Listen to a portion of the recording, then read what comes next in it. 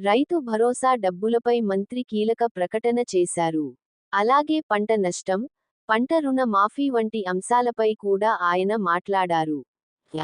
అదేంటో ఈ వీడియోలో మాట్లాడుకుందాం. రాష్ట్ర ప్రభుత్వం అన్నదాతల కోసం పలు రకాల ప్రయోజనాలు కల్పిస్తూ వస్తోంది. రైతు రుణ మాఫీ చేసింది. అలాగే రైతు భరోసా డబ్బులు విడుదల చేసింది.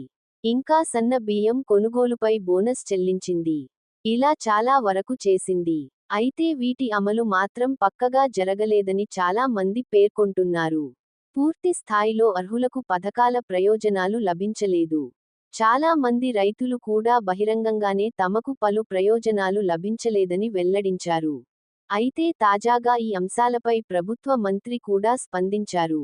రాష్ట్ర ప్రభుత్వం చేస్తున్న వాదనల మధ్య వ్యవసాయ మంత్రి తుమ్మల నాగేశ్వరరావు, కాంగ్రెస్ ఎమ్మెల్యే భూపతి రెడ్డి సోమవారం పంట రుణాల మాఫీ అమలులో, రైతు భరోసా పంపిణీలో వైఫల్యాలను అంగీకరించారు.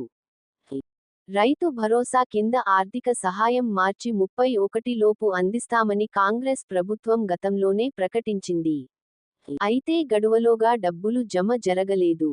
కొంత ఆలస్యం జరిగిందని, సహాయం అందని రైతులకు త్వరలో అందిస్తామని వ్యవసాయ మంత్రి తుమ్మల నాగేశ్వరరావు ఇక్కడ నిజామాబాద్లో జరిగిన రైతు మహోత్సవం కార్యక్రమంలో అన్నారు. అంతేకాకుండా ఇటీవల కాలంలో అకాల వర్షాలు కూడా కురుస్తున్నాయి. ఎప్పుడు వర్షం వస్తుందో చెప్పలేం. ఎండాకాలంలో అకాల వర్షాల వల్ల రైతులు చాలా వరకు నష్టపోయారు. వరి, మామిడి రైతులు అయితే కుదేలు అయ్యారు. ఈ క్రమంలో వీరికి ఊరట కలిగే ప్రకటన చేశారు మంత్రి తుమ్మల. అకాల వర్షాల కారణంగా రైతులు నష్టపోయిన పంటకు పరిహారం త్వరలోనే వారి ఖాతాల్లో జమ చేస్తామని ఆయన హామీ ఇచ్చారు. అందువల్ల రైతులు చింతించాల్సిన పని లేదు. పంట నష్టం పరిహారం త్వరలోనే అర్హుల బ్యాంక్ ఖాతాల్లో జమ అవుతాయి.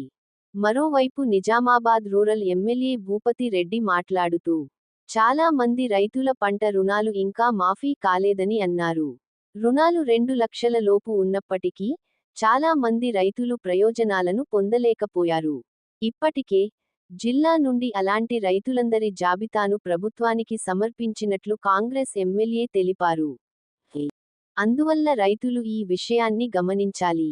రైతు రుణ మాఫీ జరగని వారు ఉంటే, వారి లిస్ట్ మళ్లీ ప్రభుత్వం వద్దకు చేరిందని చెప్పుకోవచ్చు.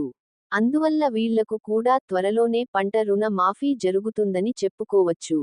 పథకం ప్రయోజనాలు పొందొచ్చు. అలాగే ఆసక్తికరంగా కాంగ్రెస్ ఎమ్మెల్యే, వ్యవసాయ మంత్రి వైఫల్యాల గురించి బహిరంగంగా అంగీకరించడానికి పూర్తి విరుద్ధంగా, పర్యాటక మంత్రి జూపల్లి కృష్ణారావు ఆర్థిక పరిమితులు ఉన్నప్పటికీ, రేవంత్ రెడ్డి ప్రభుత్వం రైతు భరోసాను సకాలంలో పంపిణీ చేస్తోందని, రైతుల పంట రుణాలను మాఫీ చేసిందని పేర్కొన్నారు.